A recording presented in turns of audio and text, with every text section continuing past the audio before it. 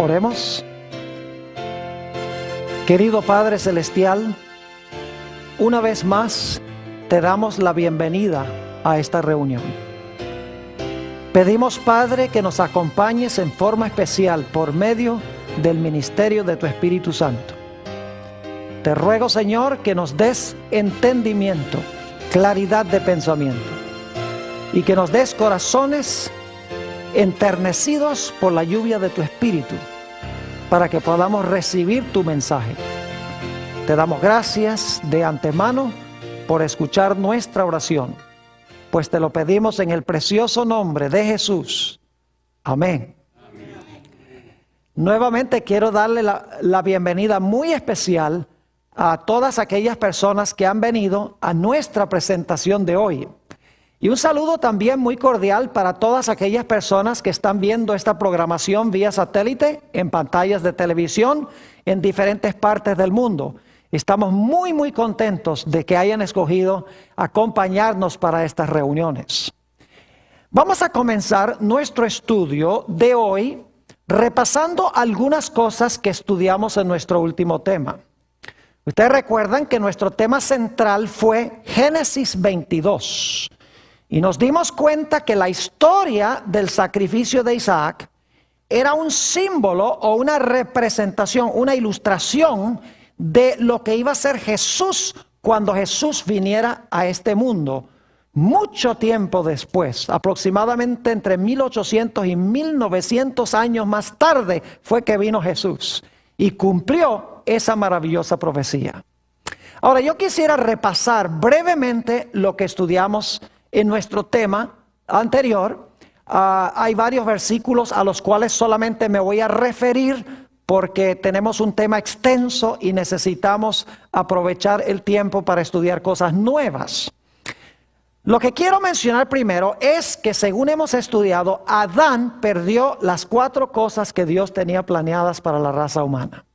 Número 1, perdió el reinado o el dominio. En segundo lugar, perdió el planeta como su territorio. En tercer lugar, en lugar de la bendición, el hombre trajo la maldición. Y en cuarto lugar, en lugar de llenar la tierra con una raza santa, con una raza pura, encontramos que como consecuencia del pecado, la tierra empezó a llenarse de una raza inicua que finalmente iba a traer el diluvio. Pero como vimos en nuestro último estudio, Dios le prometió a Abraham de que él iba a restaurar lo que Adán perdió. A través de Abraham y primordialmente su simiente, Dios iba a recuperar en primer lugar el reinado o el dominio. En segundo lugar, iba a recuperar el territorio que perdió el primer Adán. En tercer lugar, Dios iba a traer a través de la simiente nuevamente la bendición, eliminando la maldición. Y Dios iba también a garantizar una muchedumbre de redimidos que nadie puede contar, de toda nación, tribu, lengua y pueblo. Es decir, las 4 promesas que Dios le hizo originalmente a Adán y Eva en el huerto del Edén, que perdieron por consecuencia del pecado. Ese mismo plan prometió Dios restaurarlo a través de Abraham. Ahora, quisiera mencionar los versículos, especialmente que nos indican que Dios le prometió esto a Abraham. Encontramos en el Evangelio según San Lucas, el capítulo 1 y el versículo 73 y 74, no lo vamos a leer, solo lo voy a mencionar. Dios prometió que a través de Jesús, quien nació simiente de Abraham, se iban a someter todos los enemigos del pueblo de Dios. Es decir, se iba a restaurar el dominio. Encontramos en Romanos 4 y el versículo 13, que a través de la fe, Abraham y sus descendientes iban a ser herederos del mundo, es decir, iban a recuperar el territorio perdido, no solo el dominio, sino el territorio. En Gálatas 3, versículos 13 y 14, nos dice que el Señor Jesucristo quitó la maldición, haciéndose Él maldición, para que la bendición de Abraham pudiese venir sobre todos aquellos que creen en Jesús. Es decir, Jesús quitó la maldición. Y en Apocalipsis 7, versículos 9 y 14, encontramos una muchedumbre que nadie puede contar, redimidos en el mar de vidrio, de toda nación, tribu, lengua y pueblo. Y dice que han sido redimidos porque han lavado sus ropas en la sangre del Cordero. Es decir, las 4 promesas que Dios le hizo a Abraham de restaurar lo que le había dado a Adán, se cumplieron en Jesús. Jesús, por lo que hizo cuando vino a este mundo, recuperó el derecho a reinar sobre la tierra. En segundo lugar, recuperó el mundo como la herencia del hombre. En tercer lugar, quitó la maldición y trajo la bendición de Abraham. Y en cuarto lugar, garantizó un grupo innumerable de redimidos. Y como estudiamos en nuestro último tema, Abraham entendió muy bien que no era él el que iba a restaurar estas cosas. Él entendió muy bien que era su simiente el que iba a restaurar aquello que se había perdido. Vamos a leer nuevamente algunos versículos claves que indican que Abraham entendía muy bien que no era él, ni siquiera Israel, sino el Mesías prometido, el que iba a restaurar todo. Note lo que dice en Génesis 22 y el versículo 18.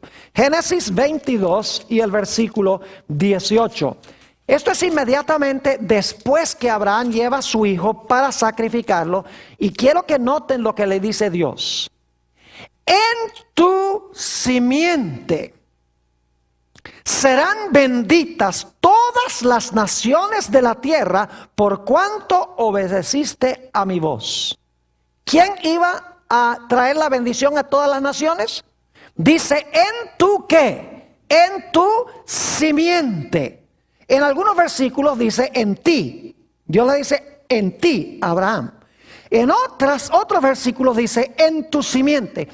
La forma de entenderlo es que Dios iba a recuperar estas cosas por medio de la simiente que iba a nacer de Abraham. Abraham tenía importancia únicamente porque él iba a traer a la simiente al mundo. El centro no es Abraham, el centro no es el pueblo judío, el centro es Jesús, quien iba a ser simiente de los judíos y simiente de Abraham, quien comenzó el proceso. Noten también lo que encontramos en el libro de Gálatas, el capítulo 3 y el versículo 16. Gálatas, el capítulo 3 y el versículo 16. Tenemos nuevamente la misma idea de que Abraham comprendió que la simiente era la clave para restaurar lo que se perdió. Dice allí en Gálatas 3:16, ahora bien, a Abraham fueron hechas las promesas. Recuerden cuáles son las 4 promesas, ¿verdad?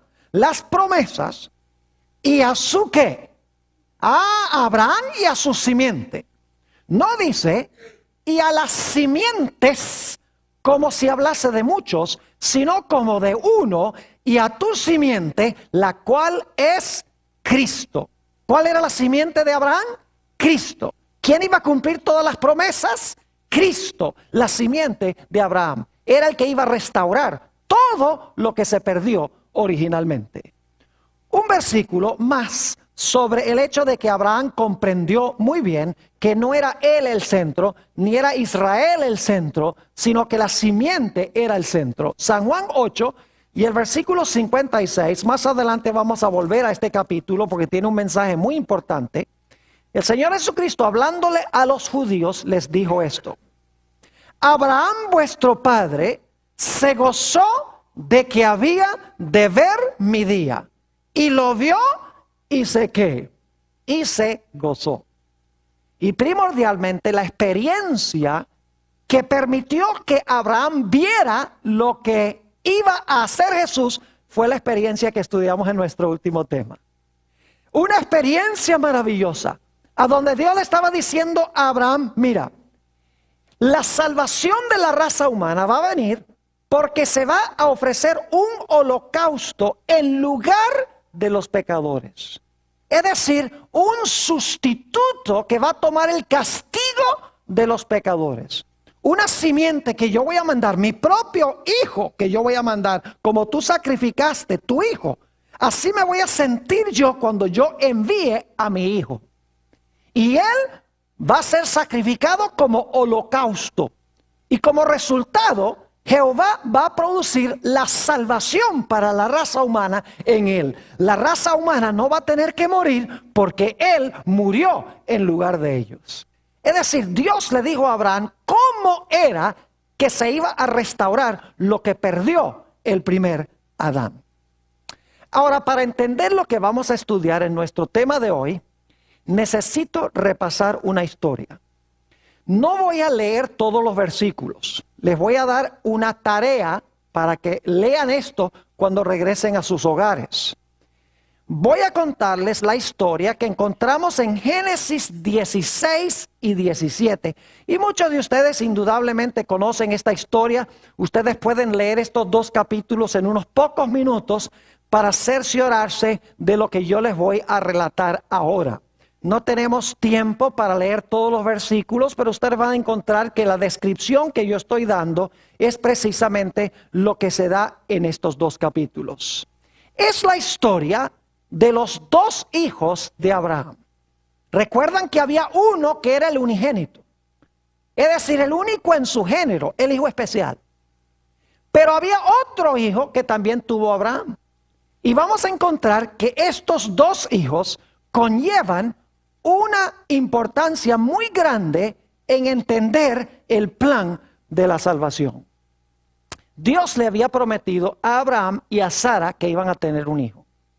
Pero transcurrieron los años y ya Sara y Abraham estaban viejos. Y aunque Dios les había dicho que iba a mandar una simiente nacida de ellos, de donde finalmente iba a venir el Mesías, Abraham y Sara, ya estando viejitos, dijeron: este plan le va a fallar a Dios. Dios no va a poder salvarnos, como él dice, traer a Isaac para que luego venga la simiente. Nosotros tenemos que tomar medidas para empezar el proceso de la salvación. Así que Sara le sugirió a Abraham de que tuviera relaciones sexuales con su esclava que se llamaba Agar. Ahora yo quiero que ustedes noten que Ismael representa el intento de Abraham de traer la salvación por sus propios esfuerzos. No por la promesa de Dios, no por un milagro de Dios, sino por sus propios esfuerzos, trayendo la simiente al mundo para procurar salvarse a sí mismo. Es decir, el primer hijo que nace es el hijo de las obras humanas. Es el intento que hace Abraham de ayudar a Dios a salvar al hombre. Es decir, el hombre tratando de salvarse por sus esfuerzos, en vez de Dios intervenir para salvar al hombre a su manera. Si ustedes leen en Gálatas el capítulo 4 y lo conectan con Génesis 16 y 17, se van a dar cuenta que nos dice que Ismael nació según la carne. Es decir, podríamos decir que era el hijo carnal. Y la razón por la cual se le llama el hijo según la carne es porque fue el fruto de la obra de Abraham para tratar de traer la salvación por sus propios esfuerzos. Es decir, el hijo del primer nacimiento nació según la carne. No nació por un milagro de Dios. No era el que iba a salvar a la raza humana. Era el producto de la obra de Abraham. Ahora, lo interesante es que la mujer que tuvo a este hijo, se llamaba Agar, era una esclava egipcia. Y como Ismael era hijo de la esclava, obviamente Ismael también era ¿qué? El hijo según la carne era esclavo o era siervo. No era en realidad hijo de Abraham, nació en el primer nacimiento esclavo y fue el producto del intento humano de traer la salvación. Siendo esclavo, este muchacho no podía heredar nada de lo que pertenecía a Abraham. él no podía heredar las promesas, porque no era hijo, sino que era un ¿qué? Era un esclavo. Y los esclavos no son los que heredan. Los que heredan son ¿quiénes? Los hijos. Así que tenemos a este hijo, producto de las obras humanas, que no nació por un milagro de Dios. Abraham tratando de traer la salvación por sí mismo. El hijo que nació según la carne.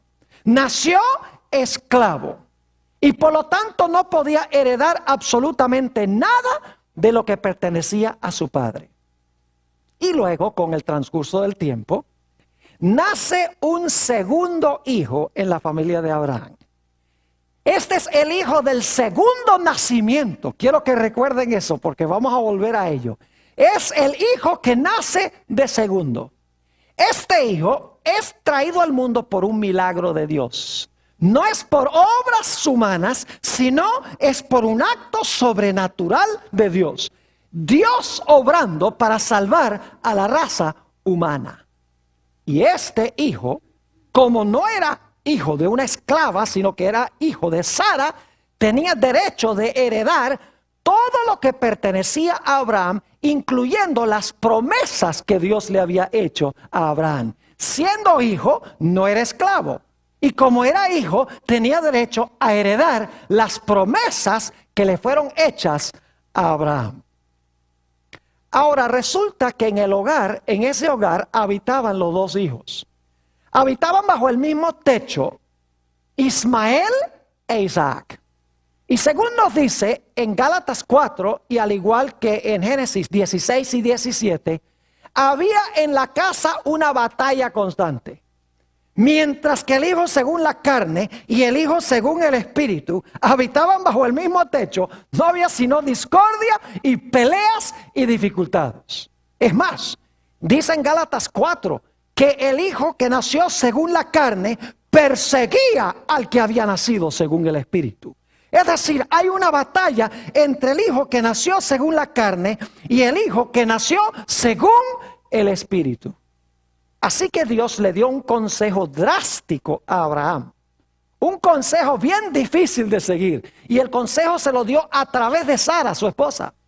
Dios le dijo, mira, ese hijo que nació según la carne, que es el producto de las obras humanas, que es un esclavo, que no tiene derecho de heredar nada, mucho menos las promesas que yo te hice, échalo y destiérralo de la casa. Porque no puede habitar en la misma casa que el hijo que nació según el espíritu. Así que destierra al hijo que nació según la carne, échalo de la casa y no lo dejes regresar. Porque mientras habite bajo el mismo techo, va a haber una riña y una guerra constante. Y el hijo que nació según el espíritu, su existencia va a peligrar. Ahora, esta es la historia de Génesis 16 y 17. ¿Saben ustedes que esta historia es una historia profética, como todas las demás historias del libro de Génesis? Si ustedes van a Gálatas 4, y vamos a ir allá ahora, si van a Gálatas 4, van a encontrar que el apóstol San Pablo dice que estas dos mujeres y sus hijos representan algo. Es decir, Agar y Sara, Ismael e Isaac, representan dos nacimientos que tiene todo ser humano que entra al mundo, que recibe a Jesús como Salvador personal. Es decir, los dos hijos representan la experiencia de toda la raza humana, los que procuran salvarse por sus propias obras y aquellos que son salvos por un milagro de Dios. Eso es lo que dice Gálatas, el capítulo 4. Vayan conmigo allá, Gálatas 4, y vamos a leer los versículos 24 al 26. Gálatas 4, 24 al 26. Van a encontrar que estas dos mujeres representan dos pactos. Dice allí en el versículo 24, el apóstol San Pablo, lo cual es una alegoría. Es decir, lo que pasó allá es una alegoría o una parábola, podríamos decir. Pues estas mujeres son los dos ¿qué? Son los dos pactos. Las dos mujeres representan los dos pactos. Ahora escuchen bien. El uno proviene del monte Sinaí, el cual da hijos para esclavitud. Este es ¿qué? Agar. Porque Agar es el monte Sinaí en Arabia. Y corresponde a la, ahora escuchen bien, y corresponde a la Jerusalén actual. Pues esta, junto con sus hijos, está en esclavitud. Mas la Jerusalén de arriba, la cual es la madre de todos nosotros, es que es libre. Ahora, eso suena un poquito complicado, así que permítame explicarles lo que está diciendo. Se mencionan dos pactos.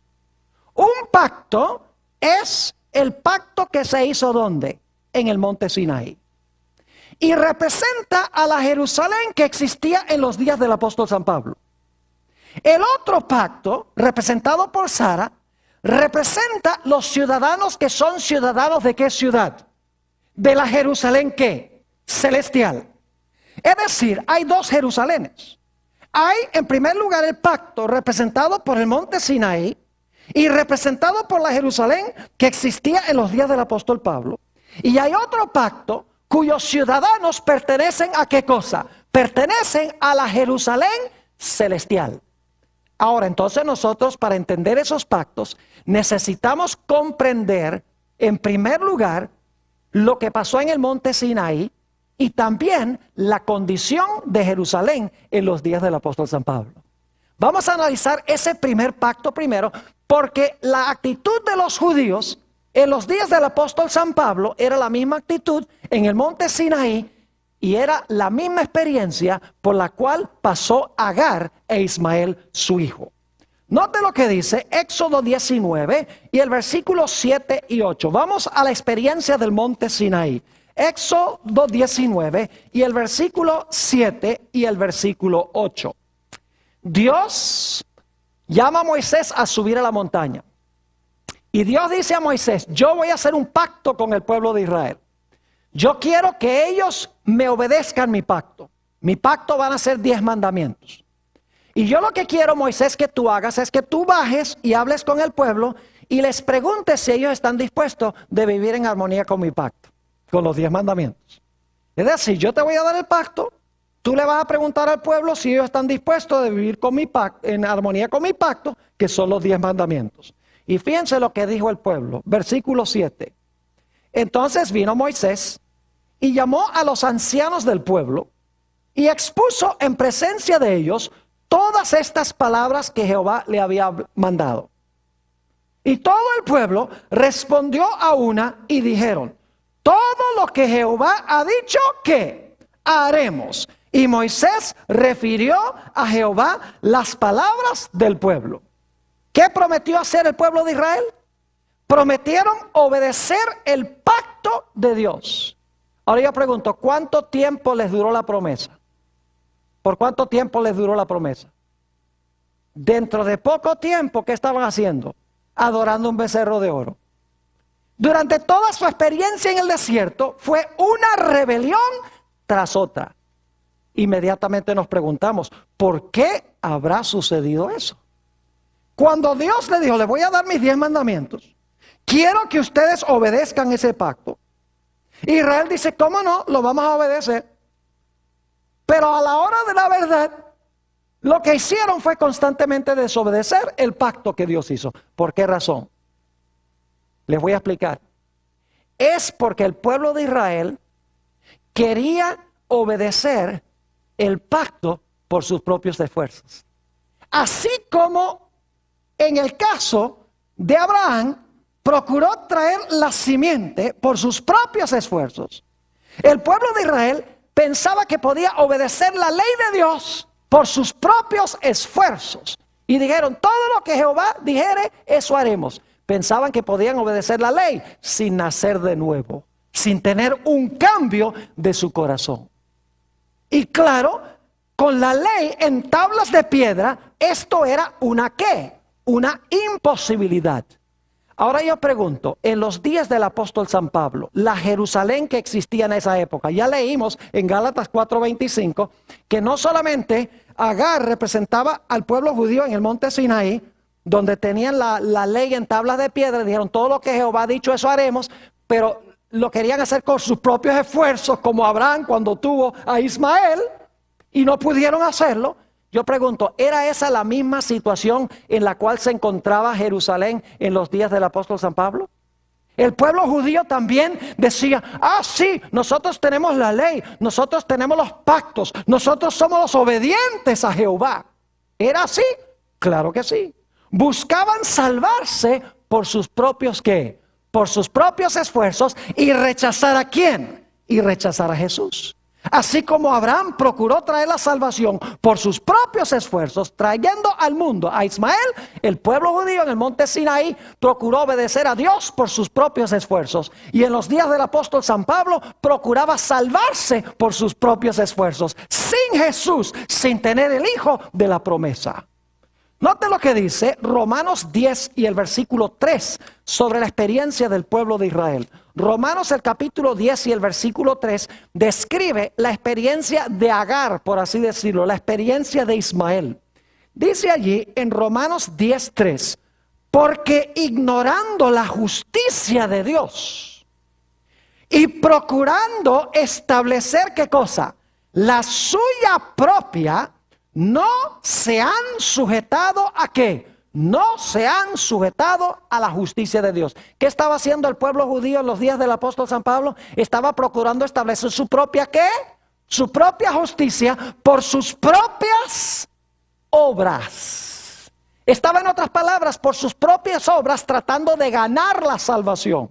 Así como Abraham estaba procurando traer la salvación por sus propios esfuerzos que produjo el hijo según la carne, Ismael. ¿Me están entendiendo lo que estoy diciendo? La experiencia del pueblo judío en el Sinaí y su experiencia en Jerusalén en los días del apóstol Pablo era que ellos estaban intentando traer la salvación, traer la justicia por sus propios esfuerzos, como había hecho Abraham cuando decidió traer la salvación a través de sus propios esfuerzos, trayendo a Ismael al mundo, el hijo según la carne.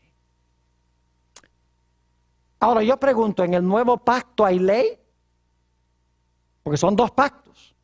Tenemos el pacto de las obras, de la salvación propia por las obras, y tenemos en el otro lado el pacto que es representado por la Jerusalén de arriba, representado por los que reciben a Jesús. Yo quiero que ustedes sepan algo. No es que en el antiguo pacto hay ley y en el nuevo pacto no hay ley. Así no es. La diferencia radica en que en el viejo pacto la ley está escrita en tablas de piedra. Y el pueblo mira las tablas de piedra y dice, todo lo que Jehová ha dicho, eso haremos. En el nuevo pacto existe la misma ley. Pero en vez de estar la ley escrita en tablas de piedra, la ley está escrita ¿dónde? Está escrita en las tablas del corazón, por un milagro de Dios. Y entonces, en vez de tratar de obedecer la ley para establecer nuestra propia justicia, Dios escribiendo su ley en el corazón, la justicia sale del corazón, que es obra milagrosa de Dios. ¿Están entendiendo lo que estoy diciendo? En los dos pactos hay ley, porque algunos ministros dicen, en el Antiguo Testamento la salvación era por ley, ahora es por gracia. En el Antiguo Pacto la salvación era por obras, ahora es por la fe. No, señor. En los dos pactos existe la misma ley. La única diferencia es que en el primer pacto la gente trata de salvarse por sus obras, mientras que en el nuevo pacto la ley está en el corazón. Dios salva al individuo por un milagro y como consecuencia hacemos las obras por complacer a Dios. Pero es la misma ley en ambos casos. Ahora quiero que notemos Juan, el capítulo 1 y los versículos 12 y 13. Estos dos hijos en realidad representan dos nacimientos. ¿Recuerdan que hemos estudiado en el tema sobre el bautismo los dos nacimientos que la gente tiene en este mundo? Noten lo que dice San Juan 1 y el versículo 12 y 13. El primer hijo nació según la ¿qué? La carne, porque fue producto de las obras humanas. El segundo hijo nació según el ¿qué? Lo dice en Gálatas 4, según el Espíritu, porque fue obra ¿de quién? De Dios. Fíjense Juan 1 y el versículo 12 y el versículo 13. Dice aquí, vamos a leer el 11 para el contexto, a los suyos vino y los suyos no le recibieron. Mas a todos los que le recibieron, a los que creen en su nombre, les dio potestad de ser hechos, ¿qué cosa? Hijos de Dios. Los cuales, ahora escuchen bien, no son engendrados de sangre, ni de voluntad de carne, ni de voluntad de varón, sino de ¿quién? De Dios. ¿Quién fue el que trajo el nacimiento de Isaac? Fue Dios, por un milagro. ¿Quién trajo el nacimiento de Ismael? Abraham, por una relación natural que él tuvo con una esclava. Es decir, nuestro primer nacimiento es representado por el nacimiento de Ismael, porque nacemos según la carne y no podemos hacer el bien naciendo en nuestro primer nacimiento. El segundo hijo, que nace por la promesa y por el Espíritu Santo, representa a Dios quien hace la obra a través de su Espíritu Santo. ¿Me están entendiendo? Dos nacimientos, los que nacen según la carne y los que nacen según la voluntad de Dios. Noten también lo que dice San Juan, el capítulo 3, San Juan, el capítulo 3, y vamos a leer los versículos 3, 5 y 6. San Juan 3 y el versículo 3. Respondió Jesús y les dijo: de cierto te digo, que el que no naciere, ¿qué? De nuevo, no puede ver el reino de Dios. ¿Es un problema que hayamos nacido solamente de la carne? ¿Podemos salvarnos naciendo de la carne? No, Señor. Solamente podemos nacer del Espíritu y salvarnos. Noten el versículo 5. Respondió Jesús: de cierto te digo, que el que no naciere de agua y del ¿qué? Y del Espíritu no puede entrar en el reino de Dios. Lo que es nacido de la carne, ahí está Ismael, carne es. Y lo que es nacido del Espíritu, ¿quién es ese? Isaac, Espíritu es. Es decir, estos dos hijos representan dos diferentes conceptos que tiene la gente de la salvación.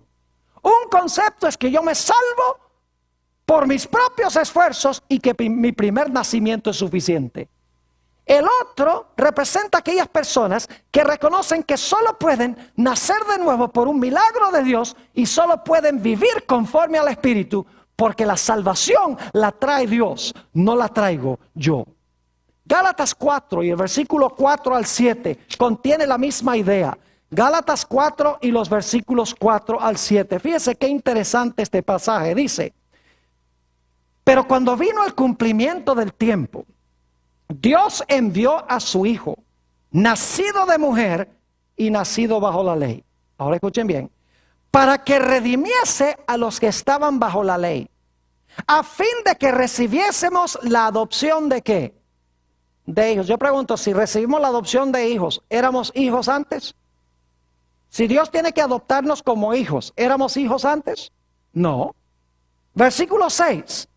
Por cuanto sois hijos, Dios envió a vuestros corazones, ¿qué cosa? El espíritu de su Hijo, el cual clama: Abba, Padre. Y ahora noten el versículo 7. Así que ya no eres ¿qué? Esclavo. ¿Quién era el esclavo en la historia de Ismael e Isaac? ¿Isaac? No. ¿Quién? Ismael. Muy bien. Así que ya no eres esclavo, sino hijo. Y si hijo, también ¿qué cosa? Heredero de Dios por medio de Cristo. Es decir, nuestro primer nacimiento produce un esclavo. Y un esclavo no hereda las promesas de Dios. Tenemos que nacer de nuevo en Jesús. Y cuando nacemos de nuevo somos hijos. Y siendo hijos, ahora tenemos derecho a ser ¿qué cosa? Herederos de Dios. Ahora note lo que dice Romanos 8 y el versículo 7 al 9. Sobre este mismo punto, Romanos 8 y los versículos 7 hasta el versículo 9. El apóstol Pablo está cada rato en sus escritos recordando esta historia de Agar y de Sara, Isaac e Ismael. Dice en el versículo 7: por cuanto los designios de la carne, ¿recuerdan al hijo que nació según la carne? Los designios de la carne son ¿qué cosa? Enemistad contra Dios, porque no se sujetan a la ley de Dios, ni tampoco ¿qué? Pueden, porque nacemos esclavos. Cuando tratamos de salvarnos a nosotros mismos no podemos hacerlo, porque somos esclavos. No podemos comportarnos como hijos siendo esclavos. Versículo 8. Y los que viven según la carne no pueden agradar a Dios. Mas vosotros no vivís según la ¿qué? La carne, sino según el Espíritu. Si es que el Espíritu de Dios mora en vosotros, y si alguno no tiene el Espíritu de Cristo, no es de él. ¿Se dan cuenta cómo el apóstol Pablo está contrastando los que viven conforme a la carne y los que viven conforme al Espíritu? Los que son como Ismael, producto de las obras humanas, versus como Isaac, los que son producto de un milagro de Dios y que heredan las promesas de Dios. Ahora, ¿saben lo interesante? Así como cuando Ismael e Isaac estaban bajo el mismo techo, había riña y había guerra. Lo mismo sucede en nuestra vida. Cuando entra el Espíritu en nuestra vida, la carne todavía está allí para darnos problemas. Note lo que dice Gálatas el capítulo 5 y el versículo 17. Gálatas el capítulo 5 y el versículo 17. Dice aquí el apóstol San Pablo lo siguiente. Escuchen bien. Porque el deseo de la carne, ese es el Ismael, ¿verdad que sí? Porque el deseo de la carne es contra ¿qué? El Espíritu, ese es Isaac. Y el del Espíritu contra ¿qué? Contra la carne. Y estos se oponen entre sí para que no hagáis lo que quisieseis. Yo pregunto, cuando Isaac e Ismael vivían bajo el mismo techo, ¿había esa experiencia? El que nació según la carne, el que quería salvarse por sí mismo, y el que nació según el Espíritu. ¿Había guerra constante? Claro que sí. Y por lo tanto, ¿qué consejo se le dio a Abraham, Dios a través de su esposa Sara? Dijo, destiérralo, sácalo, para que el Espíritu viva y la carne quede desterrada de la casa.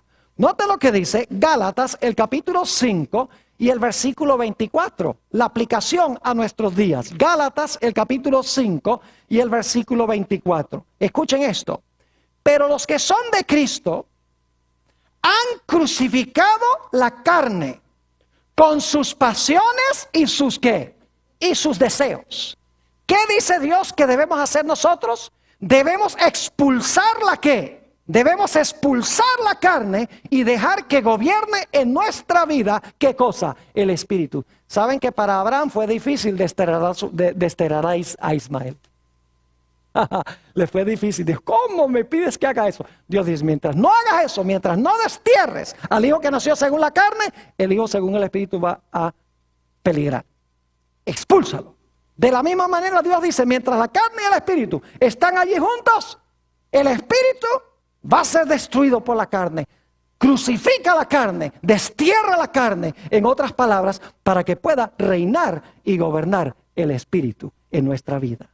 Ahora noten Gálatas, el capítulo 3 y el versículo 26 al 29. Gálatas 3 y el versículo 26 al 29. Escuchen lo que les voy a decir. El apóstol San Pablo está diciendo que los judíos, escuchen bien, de la época del apóstol San Pablo, no eran judíos, sino que eran ¿qué? Árabes. ¿Saben ustedes que los árabes vienen de Ismael? ¿Ustedes sabían que los árabes vienen de Ismael? Sí. Ahí fue que se orinó toda esta pelea entre árabes y judíos. Cuando nació Ismael, vienen los árabes, de Isaac vienen los judíos. Pero ¿sabe lo que está diciendo el apóstol San Pablo en Gálatas 4? Está diciendo que los judíos, como hacen como Ismael, son producto de las obras de la carne y no del milagro de Dios, no son hijos de Sara, ni son simiente de Isaac, sino son hijos de ¿quién? Son hijos de Agar y simiente de Ismael. Es decir, el apóstol Pablo está diciendo que los judíos no son judíos. Yo no sé si ustedes están entendiendo lo que estoy diciendo. El apóstol Pablo dice, la Jerusalén que es ahora, con sus descendientes son de la esclava. Es decir, están diciendo, los judíos de mi día no son descendientes de Isaac, son descendientes de Ismael. Porque tratan de traer la salvación por sus propios esfuerzos, como procuró hacer Abraham. ¿Me están entendiendo lo que estoy diciendo? Ahora, noten Gálatas 3 y el versículo 26. Gálatas 3, 26. Pues todos sois hijos de Dios por la fe en Cristo Jesús. Porque todos los que habéis sido bautizados en Cristo, de Cristo estáis vestidos. Y ahora escuchen bien, ya no hay judío ni griego, no hay esclavo ni libre, no hay varón ni mujer, porque todos vosotros sois uno en Cristo Jesús. Y ahora escuchen bien, y si vosotros sois de Cristo, ciertamente simiente, dice el original, simiente de Abraham sois y herederos según la promesa. ¿Cómo es que nosotros heredamos las promesas que Dios le hizo a Abraham? ¿Siendo de quién? Siendo bautizados y uniéndonos con ¿quién? Cristo. Si somos de Cristo, ¿somos simiente de quién? Somos simiente de Abraham. ¿Y si no somos de Cristo?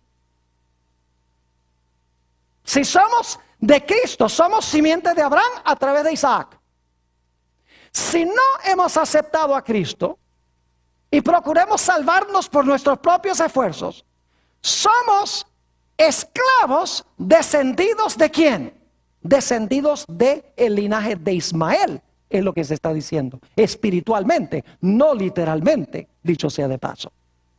Ahora, quiero que noten algunos textos muy interesantes del apóstol San Pablo. Vayan conmigo a Romanos 2 y el versículo 28 y 29. Romanos 2 y el versículo 28 y 29. Quiero que noten que el apóstol Pablo dice algunas cosas bien raras aquí. Escuchen lo que dice. Pues no es judío el que lo es exteriormente, ni es la circuncisión la que se hace exteriormente en la carne.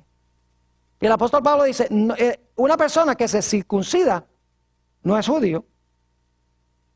Versículo 29. Sino que es judío el que lo es en lo interior. Y la circuncisión es la del ¿qué? La del corazón, en espíritu, no en letra. La alabanza del cual no viene de los hombres, sino ¿de quién? De Dios. Yo pregunto entonces, los judíos allá en el Medio Oriente que no han aceptado a Jesús, ¿son judíos? Según Pablo, no. Porque es judío, no el circunciso físicamente, sino el que tiene el corazón circuncidado y ha recibido ¿a quién? A Jesús. Si vosotros sois de Cristo, simiente de Abraham sois. Note lo que dice Romanos 9 y el versículo 6 al 8. Romanos 9 y el versículo 6 hasta el versículo 8. La misma idea. No que la palabra de Dios haya fallado. Ahora escuchen, porque no todos los que descienden de Israel son israelitas. ¿Cómo dicen ustedes? Que no todo israelita es israelita. ¿Quiénes eran los judíos de los días del apóstol San Pablo? ¿Eran judíos o descendían de Agar y de su hijo Ismael espiritualmente? Descendían de Ismael. Porque eran esclavos, querían salvarse a sí mismos. Representados por Ismael.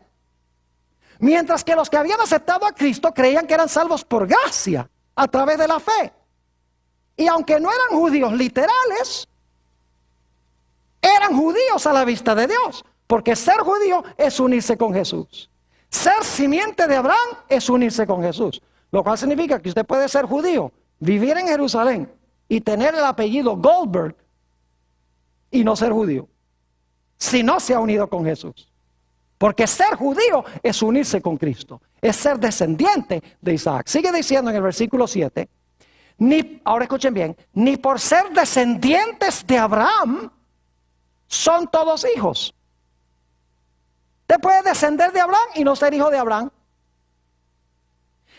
En Isaac te será llamada descendencia. Son los que descienden de Isaac, que significa que aceptaron ¿a quién? A Jesús, la simiente final que viene de Isaac. ¿Esos son qué? Hijos. Los otros pueden haber nacido judíos, pero si no han recibido a Jesús, no vienen de Isaac, sino que vienen espiritualmente ¿de quién? De Ismael. Versículo 8. Esto es, no los que son hijos según la carne, judíos literales, son los hijos de Dios, sino los que son hijos según la promesa, es decir, la promesa que Dios le dio a Abraham. los que son contados como ¿qué? Como descendientes. ¿Están entendiendo lo que estoy diciendo? Es decir, ser judío no significa tener sangre literal de Abraham en las venas. No significa vivir en el Medio Oriente. No significa tener un apellido judío. Uno puede ser un judío y no ser judío. Porque ser judío, espiritualmente hablando, significa unirse a Cristo. Si sois de Cristo, eres simiente de Abraham. Entonces yo pregunto, cuando las profecías dicen al final del tiempo que los impíos se van a lanzar contra Israel, ¿significa que se van a lanzar contra ese pueblo allá en el Medio Oriente? No, ¿contra quiénes se van a lanzar? Contra los que recibieron ¿a quién? A Cristo, porque esos son los judíos. La mayoría de los intérpretes de las profecías dicen, oh, aquí dice que la guerra final va a ser contra los judíos. Bueno, hay que mirar al Medio Oriente. Pero según la definición del apóstol Pablo, esos no son judíos. Así que cuando la guerra es contra los judíos, contra Israel, no es contra el Israel de la carne, el Israel literal, sino es contra el Israel espiritual. Noten San Juan 8, vamos rápidamente a San Juan, el capítulo 8, y vamos a leer el versículo 30, empezando en el versículo 32. Hay varios puntos que quiero recalcar aquí. Juan, el capítulo 8 y el versículo 32. Aquí Jesús está llevando una conversación con los judíos de su época. Y tenemos que avanzar más o menos rápido a través de estos versículos. Dice en el versículo 32, Jesús, y conoceréis la verdad, y la verdad os hará libres. ¿Qué está diciendo Jesús? ¿Ustedes son qué? Ustedes son esclavos. Para ser libres tienen que conocer ¿qué cosa? Tienen que conocer la verdad. ¿Y quién es la verdad? Jesús. Yo soy el camino, la verdad y la vida. Versículo 33. Le respondieron, simiente de Abraham somos. En realidad aquí dice linaje. Yo no sé por qué la versión del 60 a veces dice linaje, a veces descendiente, a veces simiente. Es la mismita palabra, simiente. Dice, le respondieron, simiente de Abraham somos. Y jamás hemos sido esclavos de nadie. ¿Cómo dices tú, seréis libres? Dice, somos hijos de Abraham. Ahora fíjense cómo se complica la conversación. Versículo 34. Jesús le respondió, de cierto os digo que todo aquel que hace pecado, esclavo es del pecado. Y el que nace según la carne no puede hacer el bien. Es un esclavo el que rechaza a Jesús. Versículo 35. Y el esclavo no queda en casa. ¿Recuerdan que Ismael fue desterrado de la casa? No se queda en casa. El esclavo no queda en casa para siempre. El hijo sí queda para siempre. Así que si el hijo os libertare, seréis verdaderamente libres. Tienen que aceptarme a mí, dice Jesús, para ser simiente de Abraham. Noten el versículo 37. Dice Jesús, yo sé que sois descendientes de Abraham. Jesús dice, yo sé que ustedes son literalmente simiente, tienen sangre de Abraham, ¿cómo no? Vienen del linaje de Abraham. Yo sé eso, pero en un momento va a decir, pero no son. Fíjense, sé que sois simiente de Abraham, pero procuráis matarme porque mi palabra no haya cabida en vosotros. Yo hablo lo que he visto cerca del Padre y vosotros hacéis lo que habéis oído cerca de vuestro Padre. Respondieron y le dijeron, nuestro padre es Abraham. Jesús les dijo, si fueseis hijos de Abraham, las obras de Abraham haríais. Pero ahora procuráis matarme a mí, hombre que os he hablado la verdad, la cual he oído de Dios. ¿No hizo esto Abraham? Vosotros hacéis las obras de vuestro padre, dice Jesús.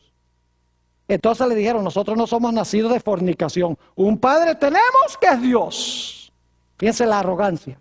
Versículo 42. Jesús entonces les dijo, si vuestro padre fuese Dios, ciertamente me amaríais, porque yo de Dios he salido y he venido, pues no he venido de mí mismo, sino el que me envió. ¿Por qué no entendéis mi lenguaje? ¿Por qué no podéis escuchar mi palabra? Y ahora escuchen esto. Vosotros sois de vuestro padre el diablo. Wow. ¿Eran hijos de Abraham? ¿Eran hijos de Abraham? Sí y no. Linaje literal, sí. ¿Pero eran en verdad hijos espirituales de Abraham? No. ¿Eran judíos en verdad? ¿Eran israelitas en verdad? No, porque rechazaban ¿a quién?